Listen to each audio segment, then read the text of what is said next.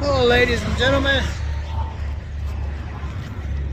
So I made it to Kearney, Nebraska, and I'm at the rest area here. Truck's over there. Yeah, the clutch is still slipping. We're down to right at 500 miles. I can't remember.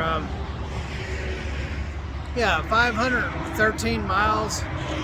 So 10 hours driving. I clock in at, I should be leaving out here at 1:30 a.m. Mountain Time. That's the time that I deliver on. And so that should get me there pretty close to lunchtime. And so I don't know if I'll make it. I know I'm gonna change my route because I was originally gonna go to Sydney and then go up 395, but I can't disengage my clutch. I have to push it out of gear, which is a battle. But you gotta get it out of gear and turn the key off in order to stop it. So, well, you don't have to turn the key off and just get it out of gear, you can stop it. But you gotta turn it off and put it back into gear and start it up in order to take off, because it ain't going back in gear. So that's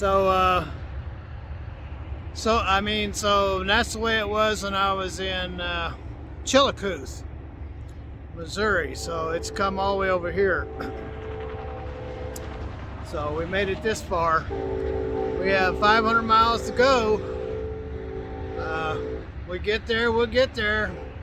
I'm doing everything I can do to get there. If I smash on the throttle a little hard, if I get it over 10 psi turbo pressure, or not 15 psi. If I get it over 15 psi, it'll be too much torque, and it'll cause the clutch to. It'll cause that clutch to slip.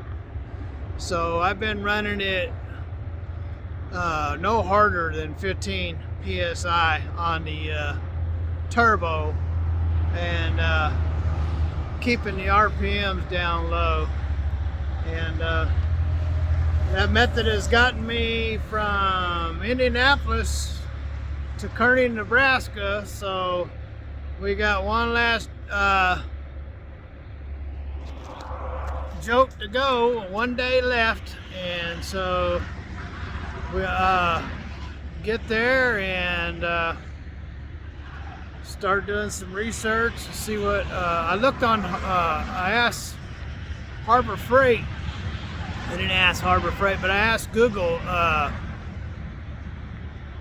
about transmission jacks, and it brought up Harbor Freight had one. All the other ones are $1,200, $1,400, $1,500. Harbor Freight had one for $298, I think it was. So $300. I was thinking that's what it would cost to rent one. So if I can get if everything works out all right, I'll get a transmission jack, get the parts that I need.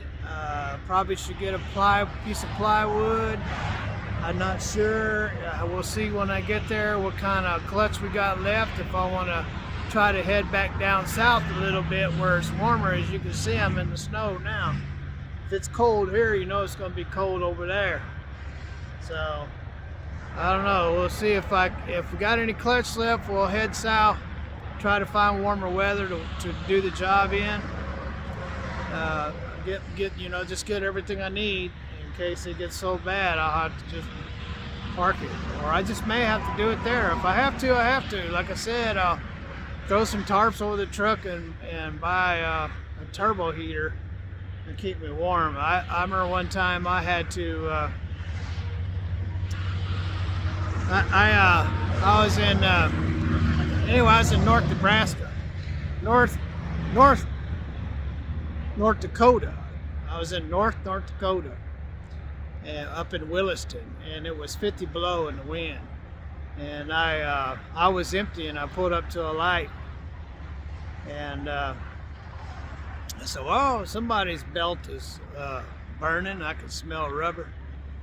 And I looked over. I was in my Pete, and I looked over at the amperage gauge, and it was like, "Oh crap, it's me," because it was in the negative. So I turned around immediately because I knew where a Caterpillar was. I had passed it up, and I went back and got the pulley that I needed, slack adjuster, and got that and a new belt. And because it wasn't the alternator, it was a slack adjuster seized up. I carry spare slack adjusters and pulleys ever since that happened. And I used to carry a spare alternator in my Pete, but I don't have one for this. Speaking of which, this one's starting to get kind of old. I might think about that. But anywho, so I got the parts, and it was so freaking cold, man. I couldn't stand it more than a minute or two, and I'd had the APU running and keeping it warm inside the cab. And so about every minute or two, I'd have to run back in and warm up. And man, I was like, when you jump in from outside, it's like my face was on fire, my hands was on fire, and that metal, just when you touch it, was just so painful. And it took me about an hour. The hardest part was trying to figure out the way the belt was supposed to go back on there. Man, I wrestled with that for a while, and there happened to be another Pete parked over there, and I pulled the hood up on it and looked, and I said, "Oh, so that's how it goes on there." I went and threw it on. Whoo, that was rough. Man, that was rough. Don't like working in that kind of weather, and I don't like working in cold.